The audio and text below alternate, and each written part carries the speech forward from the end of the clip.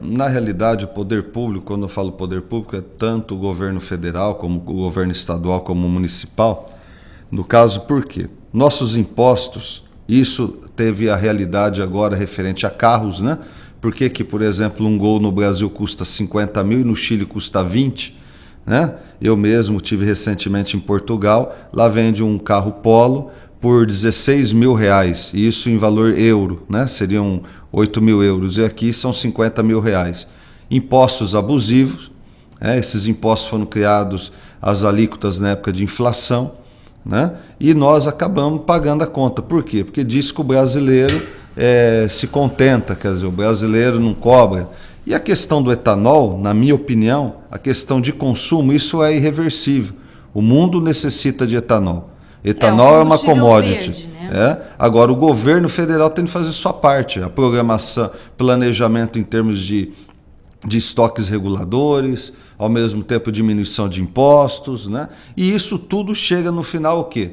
Quem nós votamos? Para quem você votou? Para presidente, para governador, para deputado? Você falou uma coisa interessante, o mundo precisa de etanol, né? Você faz uma referência ao fato dele ser considerado um combustível verde e ter a possibilidade, né, de favorecer a diminuição dos índices de poluentes na atmosfera. Mas a impressão que eu tenho, pelo menos, como cidadã, como jornalista, é que o Brasil ainda vai demorar muito para conseguir ser um exportador de etanol, porque não consegue atender nem o mercado doméstico. Pois é. O próprio consumo da Raízen, que leva a bandeira Shell, todas as usinas da Raízen não conseguem atender a própria Shell. Então, exatamente. E tem a questão do açúcar, que o açúcar no mundo está super procurado e o Brasil é o maior produtor mundial de açúcar. E com isso, nós precisamos de novas plantas de usinas, quer dizer, com isso... Precisa de novos investimentos, da expansão, né, dessas plantas industriais. Exatamente. Para que haja condições de atender a demanda tanto local quanto externa. Exatamente.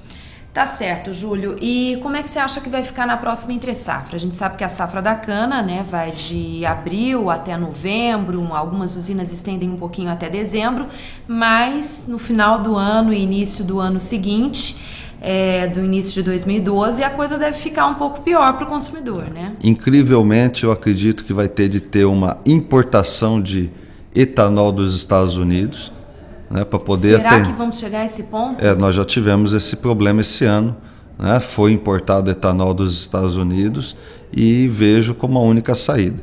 Para conter os preços, você diz? A questão não é nem conter os preços, para atender a oferta, para atender a demanda. Por quê? Para ter oferta suficiente. Porque o etanol, existe o etanol hidratado, que é o uso no carro normal, e tem o etanol anidro, que é a mistura na gasolina.